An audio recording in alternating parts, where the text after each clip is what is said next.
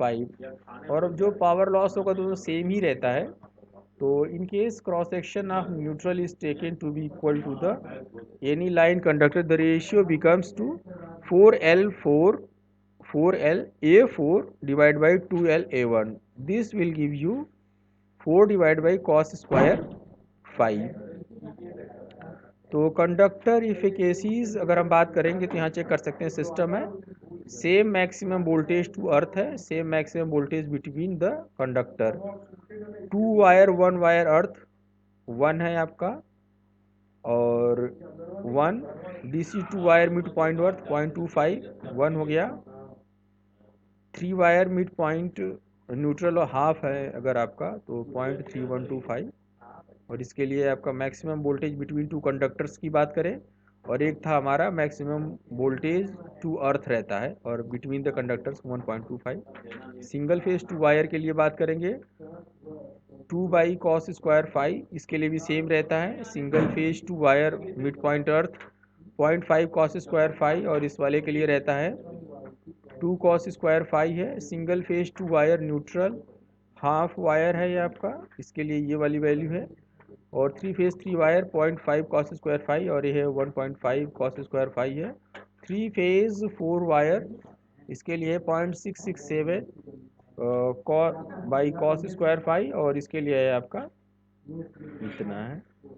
अच्छा, Kelvin's law of economy क्या कहती है, तो ये भी हमारे कोर्स में है। और क्या बोले थे एक केल्विन्स, कि जब हमारा इरेक्शन होता है तो केवल वायर की लॉ कॉस्ट नहीं आती है, कुछ दिन बाद डिप्रिशिएशन होता है, एरिया वेरी करता है, कुछ सैग होता है, कुछ दूसरे चार्जेज होते हैं, मेंटेनेंस होता है, तो हमारा ट्रांसमिशन लाइन का अलग अलग चेंजेस होते हैं। तो केल्विन्स इकोनॉमी लॉ ये कहती है, और design is considered to be most efficient if the total annual cost is minimum. The total annual cost consisting of two parts, fixed standing charge, एक होता है आपका fixed standing charge, the second है running charges होते हैं हमारा। The fixed charge consists of two interest, one of the capital cost conductor and allow of the depreciation and maintenance, ये होता है हमारा फिक्स चार्ज होता है आपका।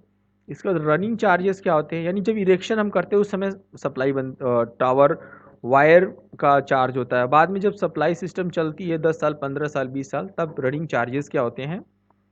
अब the electrical energy wasted due to losses during the operations, but the capital cost there for the interest and depreciation on it and the cost of electrical energy wasted in the line are governed by the size of the conductor। इसकी बात अगर हम करेंगे, इसको समझने के लिए the standing charge namely the interest and depreciation on initial investment like directly proportional to the area of cross section of the conductor, directly area होता है कंडक्टर का। The cost of energy loss will be inversely proportional to the conductor region. अगर हम बात करते हैं annual interest और depreciation cost की, तो हमारे पास C1 एक कांस्टेंट है, प्रोपोर्शनल टू यानी कॉस्ट है proportional to alpha, and C2 इसको क्या लिख सकते हैं, C1 इक्वल टू K1A, ये हमारे पास एरिया है आपका। तो annual cost of energy depreciation in the line की अगर हम बात करेंगे, this is the C2 variable है जो कॉस्ट है, प्रोपोर्शनल टू 1/A और is equal to C2 is equal to K2/A। दूसरा कांस्टेंट K2 है, K1 and K2 are constant and A represents the area cross section of the conductor. Total annual cost में equal to C1 is equal to C1 plus C2, इसको क्या लिख सकते हैं, this is the C1 K1A and plus C2 क्या है K2/A। तो हमको ये चेक करना है फॉर इकोनॉमिकल डिज़ाइन की अगर हम बात करते हैं, और size of conductor which will be total cost is minimum for the most economical cross section area, the annual cost is differentiation with respect the cross section. जो हमारा टोटल एनुअल है उसको विथ रेस्पेक्ट टू क्या करो area से हम इसे differentiation करते हैं और इसको जीरो कर देते हैं टोटल कॉस्ट को।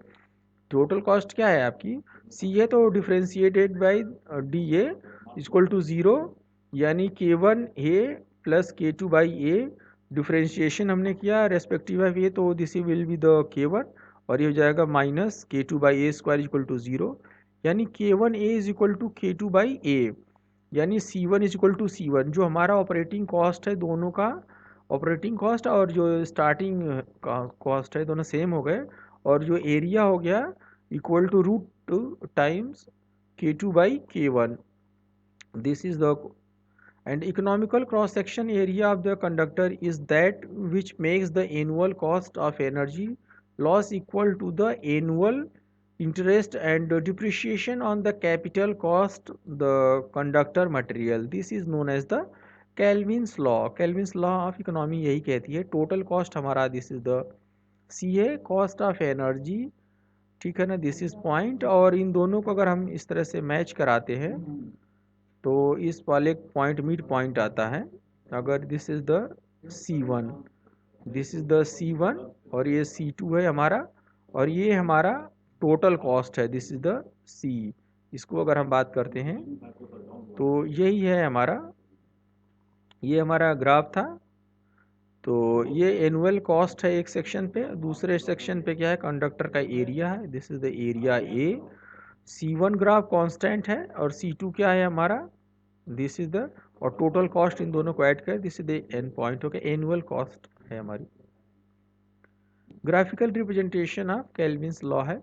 मॉडिफाइड केल्विन्स लॉ की अगर हम बात करते हैं, दिस इज द मॉडिफाइड, इसमें कुछ पॉइंट्स आ गए थे, कॉस्ट ऑफ पोल्स है, टावर है, इंसुलेशन इरेक्शन है, ये सारी चीज़ें आ गई थी, केबल इंसुलेशन लेइंग है, ठीक है, ये सारी चीज़ें जब ऐड हो गई, इसके बाद क्या हुआ कि प्रॉब्लम इसमें आकर होता है, और वो प्रॉब्लम क्या कहता है कि हमको ये वाले भी चार्जेस क्या करने पड़ेंगे, we have to add that points, हमको ये वाले भी पॉइंट्स को क्या करने पड़ेंगे, ऐड करने पड़ेंगे।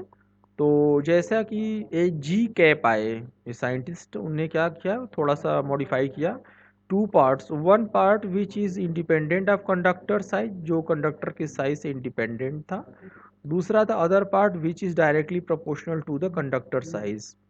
तो उनने मॉडिफाइड किया, तो इनिशियल कॉस्ट क्या हो जाएगा आपका, K0 dash plus K1 dash A, area हो गया कंडक्टर का, K0 dash is the constant represents the part of the capital investment which is independent of the conductor size. सबसे बड़ी बात तो ये थी, इंडिपेंडेंट ऑफ साइज था। एंड एक्स क्या है आपका, rate of annual interest and depreciation per unit. धीरे धीरे दिन पे दिन चीज़ें ख़राब होती चली जाती हैं, तो उन्हें एक्स फॉर्मेट से मल्टीप्लाई कर दिया। एनुअल कॉस्ट ऑफ लाइन अब क्या हो गई, C1 is equal to K0 dash plus K1 dash A into x, इसमें हमने क्या किया, इस वाले में हमने एक्स से मल्टीप्लाई कर दिया, तो ये आ गया। दूसरा क्या था आपका, पावर लॉस, तो सेम रखा था, C2 is equal to K2/A।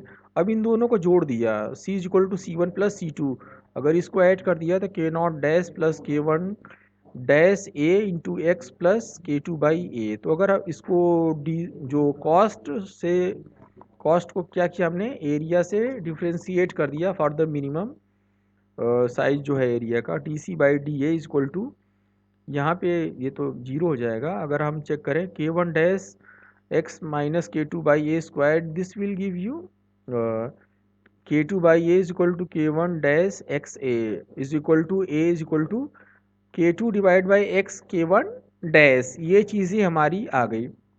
इसके बाद बात करते हैं, the annual cost of energy is equal to the annual cost of interest and the depreciation on that part of initial investment of the line which is proportional to the conductor's area।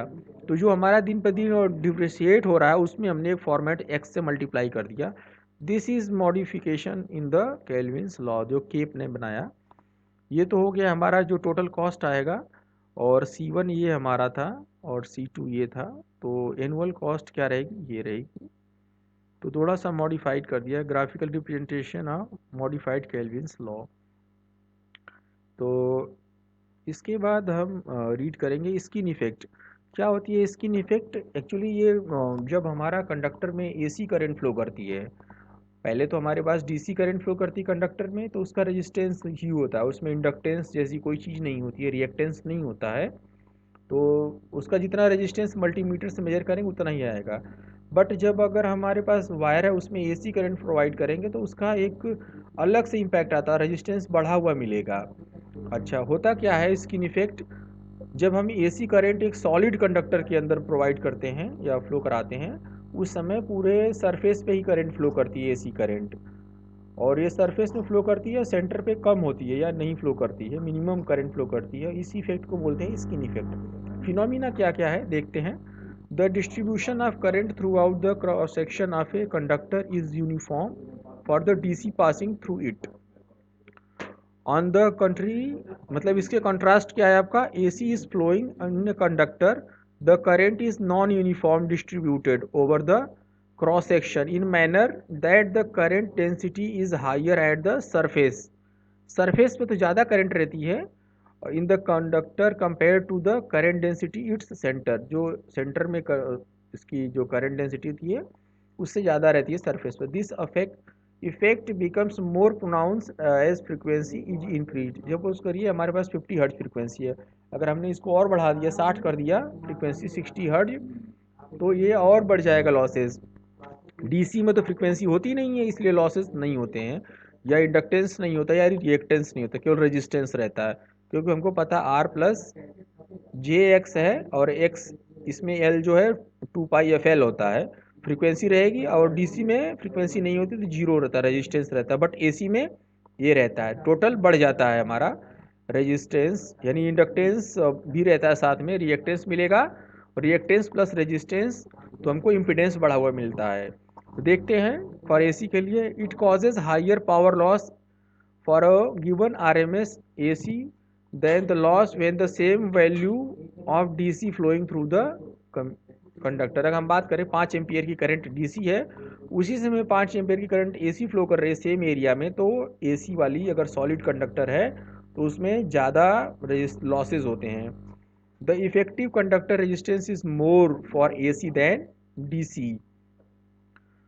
Phenomena is given, imagine a solid round conductor, round shape consider for अपने convenience के लिए ले सकते हैं, to be composed of annular filament of equal cross sectional area, the flux linkage the filament progressively decreases when the move towards the outer filament for the simple reason that the flux inside the filament does not link it.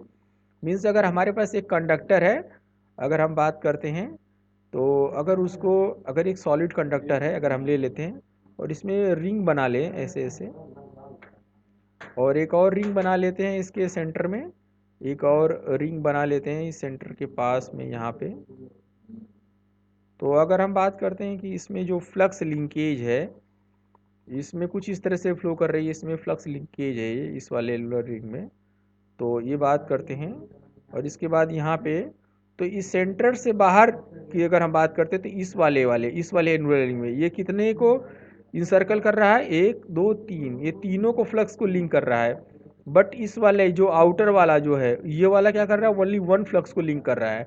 तो centre का जो inductance होगा, number of flux linkage divide by current, तो यहाँ पे L की value ज़्यादा होगी सेंटर पे।